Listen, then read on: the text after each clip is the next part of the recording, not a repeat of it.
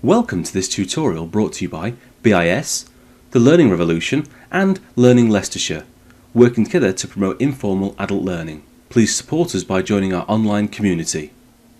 This tutorial is all about helping you search the internet more effectively and helping you create different search terms that you can put into your favourite search engine. There is only one help guide to accompany this video. It's called searchingtheinternet.pdf. And as usual, it's got our steps to helping you follow along the tutorial. So I'm just going to zoom into this and we can start going through the handout with you. So leading on to that, what are we searching for? Well, as I've got here, what am I searching for? Internet search sites, they use various algorithms to search the internet to hopefully give you the result of what you're typing into the search engine. They use things such as titles, keywords, or text that you put in to give you an answer. You can maximize the potential of the search engine by learning how they work. This is quite difficult because they keep their algorithms quite secret. But basically, by keeping your search term as simple and concise as possible, will hopefully help them return the information that you want.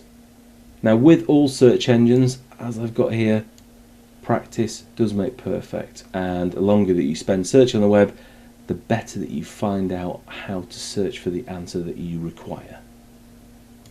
I think now's the perfect time to stop talking about it and actually start doing some searching. I'm just going to minimize the help guide. You can still follow along at home, and I'll open up my Internet Explorer I'm going to use here. There are lots of different search engines that you might want to use. The top ones I've got down here. We've got Google, they're taking over the world. We've got MSN, the Hotmail search engine. Yahoo, also another massive company. Ask Jeeves, this is the UK website. They're all dedicated search engines, but also we've got search engines similar and like Dogpile, which actually search Google, Yahoo, MSN and Ask, and hopefully they're returning results that are unbiased regardless of how much people pay to get at the top of the search engine list. The reason why search engines keep their algorithms secret is to hopefully help us when we're searching. So if we type in, for example, an Audi A3 Stage 2 Turbo Kit, we actually get results that are relevant to the search term that we've entered into Google, rather than the common emails that we receive on get Viagra, free weight loss tablets, free holidays, you've won the Irish lottery, junk rubbish like that.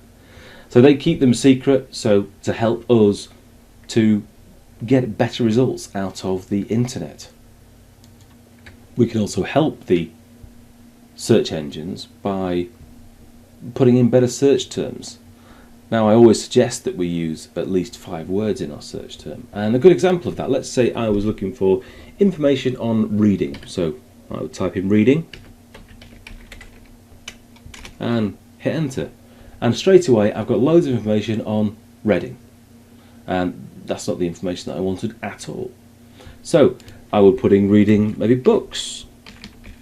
See what comes up then. Look at that, we've got rid of all of the Reading rubbish that was on there. And we'll come up with lots of information on reading books. But I want to read books on, I don't know, crime. You can start to see how we're narrowing down our search term. Reading books, crime, 2009. So, books on crime in 2009 in the UK. So that really has brought the search down. So we've got 1,000 novels, everyone's must read, from the Guardian UK, which will include crime books. So just from increasing my search term from one word, which gave me all of the Reading results, to all these words here, we've actually narrowed down what I wanted to search for. Books about crime in 2009 from the UK. We've got some great results there, and I'm sure if I went through all those I'd find the information that I required. But also, we need to be aware of what's happening on this page. Here we go, sponsored links. These people pay to be on this page. So maybe they're not going to have all the information we require, but they're on there because they pay. Each time you click on that link, it will cost that person between 50p and £3, whatever. Sometimes you get paid links at the top of the page here. And I know a lot of the search engines are changing the way that they work, so a lot more paid links are at the top of the page. A lot of the time you'll have to scroll down to start getting the actual information you require. If I ever want any unbiased information, I always put on the end of my search term forum, because people will talk about what's happening in a forum and give honest opinions from lots of different people. Here we go, we've got discussions here, and there's people there talking about books, and you can go through and look at lots of different forums. Digital Spy is a great place to go to different forums, by the way, as it's there. If we want to search for images, we can always click on the images on Google, and straight away we've got loads of images coming up. We can search for videos, and it'll bring up all the videos to do with crime in the UK, as per my search term. The next thing I can just show you with Google is the Maps button there, and well, let's just take out the rest and leave Reading in there, and there we go, pops up with the maps. So Google's helping us to search whatever we're looking for, so we can search web, images, video, maps. We can even search for news in Reading, not reading. We can look at shopping in Reading. Mail is obviously the email button for the program, so we won't be searching through that. That's sort of a basic overview of how to search for things throughout Google. Search term, make sure you've got 5 words. Obviously the answer is only as good as whatever you put into Google. There are lots more search engines, there's not just only Google out there.